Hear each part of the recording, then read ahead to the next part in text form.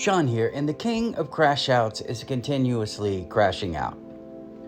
I think a lot of it has to do with isolation.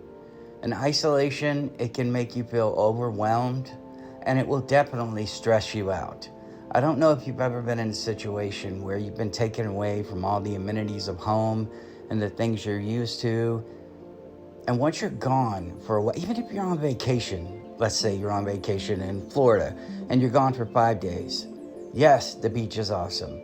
Yes, the room is nice. Some people can deal, but there's a part of you always that is thinking about getting home and just laying on your couch and watching whatever TV you're used to watching, anxious to get back to your routine. So let me jump to the next part. If you're isolated, you start to feel overwhelmed and stressed, but you don't have a routine. You don't have anything to get back to. It's just a constant cycle of crash out after crash out after crash out. And it's going to keep doing that. And what Chancy Poo doesn't realize is that having other freaks out there who might be his friend with his best interests at heart would probably help him. But he doesn't want to. He doesn't want any friends unless they're famous. None.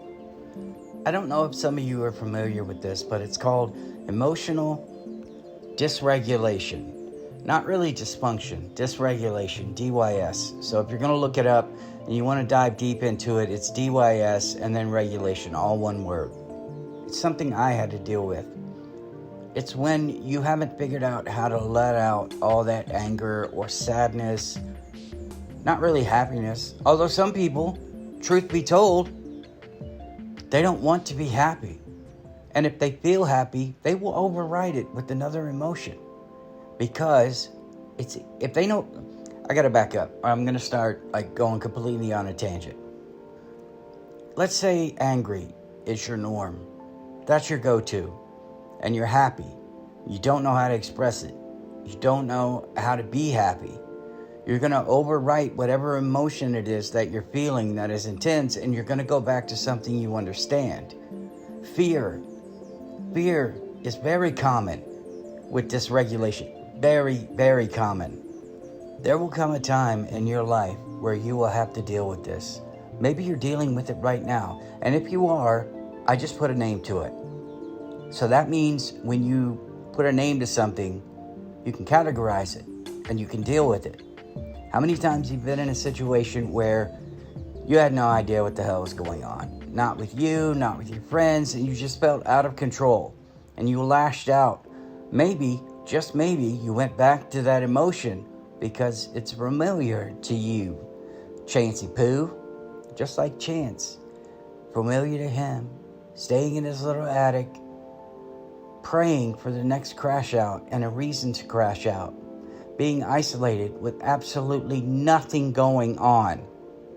And suddenly, something familiar comes up, that crash out, and you go right to it. There we go. I know this, and I've said it before, and I especially said it when it came to Lauren Armstrong. The pocket wants to be right there. That's where he wants to be, his sweet spot, is crashing out and yelling at other people and threatening and all other sorts of garbage. But what Chance deals with that most of you don't is burnout. Like bad, to the point where you can't function. You're just exhausted. Maybe you don't sleep too because it's overwhelming. Isolation will do that to you. And going back to that same emotion that you've done so many times before, it can be exhausting on your brain. I think a lot of us have wondered this. A lot of us have thought, maybe there's something in his childhood. Maybe there's some kind of trauma he hasn't dealt with, and it's just constantly beating him over the head, something stuck in his mind, something he just can't get rid of. If you're like me, if you have bipolar 2, or you have Tourette, whatever you have, if you have some kind of mental disorder, your brain will bring up those old situations, the awkward situations. Even if you're in the middle of a triumph, of a victory, something will pop up. It's just the nature of the beast, especially when you have some kind of mental disorder. So with Cyraxx having nothing going on, and his whole life has been nothing but failure. So when he fails, think about this. When you have a victory and you have one of those emotions, those awkward emotions, now imagine you're Cyraxx. Let's just jump to it. Imagine you're Cyraxx and you're having a terrible day, which is every day for Chance, or it should be. And then something worse pops in your head. What kind of mental hell is that? Where something terrible is happening and in your head something worse pops in. Now that can happen. Don't get me wrong, that can happen when you're scared, and you can remember of another time when you're scared. When you're happy, there are some of you that probably when you're happy, you think of when you were happier. It can go both ways. Chance must have that all the time. Now imagine Chance's situation, let's all be honest. His situation, you can imagine there was some kind of violence, or worse, some kind of assault, if you know what I'm saying. Something he has to deal with. Even the Jake situation, if it turns out to be real. Like, I don't know if Marty was joking around and everybody else knows it's an inside joke, but from what I've heard, it sounded real to me. Even if he willingly did that, even Cyraxx would have to feel some kind of shame. Something where well, then again, he could think back and be like, oh, this was the time of now I've had the time of my life. Anyway, I can't sing, so let's move on. He may look back on that and be like, what the hell am I doing? We all hit a point in our life where it's a midlife crisis. Depends on whenever it hits you, 20, 30, 40. I mean, for Cyraxx, his midlife should have been 15. But somehow, this little cockroach survived. He can imagine. Let's put another scenario out there. Chance remembers the time when he and Jake were close. And then that other memory comes in. And Jake doesn't look like the gentle type. I'm not trying to get too graphic here. But I don't think if Cyraxx said stop or ow, that Jake would stop. Especially, I think it came out he did some pretty horrible things himself. Lauren Armstrong would crash out, disruptive, especially destructive behavior. He would self-destruct, and we would all just be going, oh my God, this guy can't be real. With Cyraxx, I've come to the realization that he is real.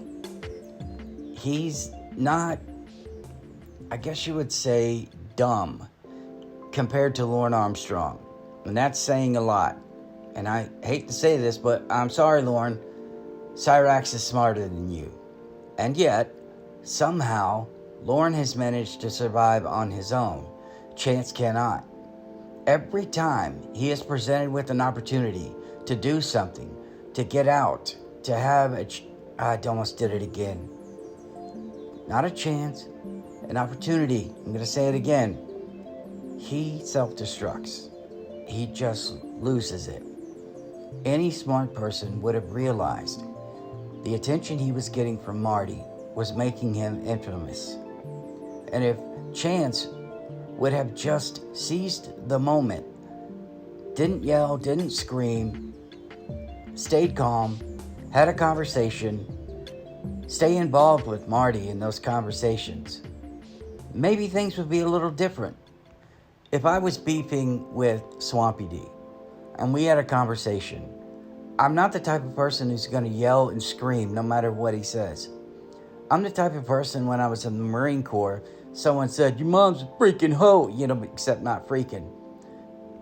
And I said, you don't know my mom. And I just walked away. Oh, you're going to just let her talk?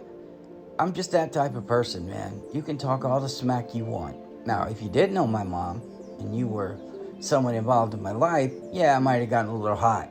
But I'm not the type of person. I want to understand people. I would want to understand Chance. If I had an opportunity, I've talked about this, I made whole videos on it, but I would want a chance to understand him, to figure out what exactly are his triggers, because even though it seems like everything is his trigger, I think impulse control, we know that. But there are things that trigger him physically and emotionally. You probably have things that make you want to hit somebody. And then things that just make you want to scream and curse, like getting cut off in traffic. It's normal. We're all human. I think the hardest thing I've learned to do is to forgive people. Ask yourself, and I know this is kind of off topic, but could you forgive someone like Chance if he stole money from you? Not if he like choked your sister or anything like that. I became legendary, I would say, in high school. My sister was 2 grades below me, and she walked by a group of guys, and they grabbed her ass and like pushed her when she said something. She came into the lunchroom. She told me. I don't think those guys knew I was her brother. And so I proceeded to make a beeline for them. And I think the reason that I was successful is because they just were shocked. Like, this one guy is going after us. And the last guy was like, yo, chill. We didn't even know. We were just messing around. No, I'm not saying I'm kind of a badass. I'm saying I crashed out. And I was dangerous when that happened. And even though Cyrax is a wimp, a little puny guy, with a baseball bat in his hand, this is what I'm trying to say. With a baseball bat in his hand and an unsuspecting victim, it can be devastating because the initial shock of like, whoa, what the hell is going on? Then you get hit, and you get hit again, and then it's fight or flight. Imagine Ed or Sally in that situation. I know I'm going off topic. With Lorne, with him and Roy, you guys heard what happened. Listen to me. That's my best friend and my woman. So even the most wimpy of people can be dangerous. And if you didn't know his trigger, the one that really set him off to violence, not the one that makes him scream and yell, the one that sets him off to violence, I would imagine with Cyrax, it's people telling him things that are true that he doesn't want to hear. He's the kind of guy who watches videos, and when they get to the part where they're going to tell him what he's doing is wrong, he like fast forwards past it. Or, him, man, he probably listen to it and say, yeah, man, all those other people that are doing this exact thing that I'm doing. Emotional dysregulation is real. Now, what can you do? You can seek support. Listen, if you're having this issue and you have somebody you can trust, you're going to have to lower your guard. I don't like doing it, but you have to lower your guard and you have to tell them. Now, if it's somebody who's seen you crash out and they're a victim of you crashing out, it might be a little more difficult because a lot of these psychos like to talk to whoever it is that they hurt, usually emotionally. And they like to say, I'm sorry, and this is here's what's happening. Again, bear with me. Somebody you hurt, or Cyrax hurt, let's just go with him. And he goes up to that person and he says, I'm really sorry, this is how I was feeling, da-da-da. What they're really hoping is that they'll interrupt and say, oh, and then they'll inadvertently, laterally counsel them. It's not the same as what I said with Lorne, where he would tell somebody, had a long talk with so-and-so, see what I'm doing, tell me what I'm doing wrong. You never even reconciled with the person you hurt. You spent your time talking to somebody else, and you're assuming that that person that you hurt is going to appreciate the 2 hours you spent talking to someone else. Cyrax is the lateral support guy. He's going to talk about it, but here's his problem. Yeah, you know what? This is his problem. If he was to start talking to somebody else, and they were telling him, yeah, you got a problem, even though he knows he has the problem, he would get enraged. I don't do that. That's not what I do. This is what actually happened. I do not think Cyrax has hurt himself. We saw him with the stylist, right? I don't think he hurt himself. I don't think he has the balls or the guts or whatever you say to actually hurt himself. I just don't think he can. Maybe he seeks out others to hurt him. maybe that's what he's doing. He can't hurt himself, and he just inadvertently seeks out others to try to get that feeling. I thought about sadomasochist. I really did. Marty said he got a chub whenever they were fighting. Maybe he gets off on this. I do not know. And look at the Jake situation. Maybe he got off on being hurt, if that really happened. And that's a whole nother conversation about where that started in his life, and I'm not going to go into it. I don't think he's on drugs, so I wouldn't say it's withdrawal. Maybe it's social withdrawal. Maybe that's it. He has withdrawn from society. He's given up. Not because, oh, poor, pitiful Cyrax. No, not because of that. But because society won't accept the piece of shit that he really is. Imagine your chance. You cannot change. You have I have a particular set of skills. You have a set pattern of behavior, and you just can't change it. And you can't find anybody who will accept you for who you are. There are plenty of people that have some kind of physical, I don't like to use their physical difference. Let's say that, because when you call something a deformity, it becomes a weakness. But a physical difference, that have found somebody who loves them just for them. That would be the absolute hardest thing to deal with. Desperate for acceptance, just trying to fit in, and he can't. So he seeks out people who will tolerate his behavior. There aren't a lot of people that would. If you're religious, you tend to seek out people who are religious. And I'm not ashamed to say that I'm a Christian. I'm not going to force it on anyone else. I respect if other people have, different beliefs. Cyrax, of course, does not. But what I'm saying is I would like to seek out like-minded people, and that's what Chance is trying to do. Here's his problem, though.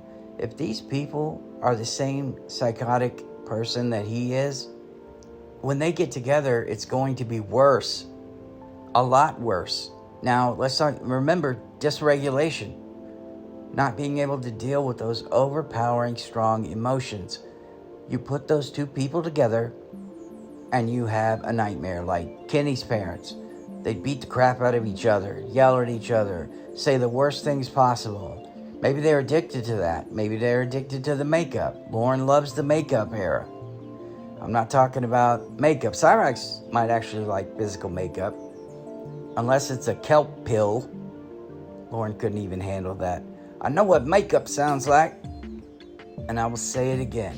One thing, if you guys do go out and you want to dive deep into emotional dysregulation, past trauma it's such a key factor. It's a trigger. And I don't know, like I said, Jake, situations like that, we know Chance. If he's done it once, he's going to do it again. He's in a pattern right now. And here comes Halloween. He's going to be all DJ Cyrax. I mean, we know his pattern. So anything in his past, anything, all these traumatic events.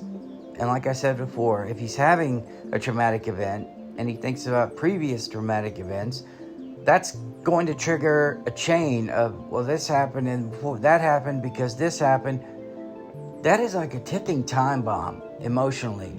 And being isolated, like I said, overwhelmed with emotion, unable to express it, I mean, you're done. You need help. You need to seek help. Not from a place like Scientology. If you're a Scientologist, I'm sorry. But you don't want to end up like Tom Cruise. You've dropped your manners. You need to pick them back up. You don't want to be like that. Responding rationally. How do you even get him to respond rationally? How do you even get him to have a discussion with you, to get to the bottom of it? You can't, and I've made videos about that. And I will say this before I'm done. If you are having trouble expressing yourself, or next time, pay attention. If you're feeling really happy and you immediately try to take that away, I'm the type of person that I feel like every time I'm happy, something bad happens. So I try to temper it. I try to take it down a notch. because I don't want to crash out. Cyrax seems like the kind of guy, if he gets happy, he'll just crash out even harder. He has nothing to be happy about. Nothing. Maybe a quick fix of gooning, which is why pornography is so deadly to relationships. It's addictive. It gives you that quick fix. And maybe that's all Cyrax has in his life. It's just that. But I know Cyrax, and I'm not going to get into it right now, but he's the kind of guy it probably takes more and more and more. If he were to get out more and had a real girlfriend, this wouldn't be a problem. It probably takes more and more and more just for him to achieve any kind of sexual satisfaction. Emotional satisfaction. It takes more and more and more to get to some point where he's at least comfortable, I guess you would say. It's a big mess. All right, I rambled enough. I'll see you guys in the next one. Ain't gonna make sense to me.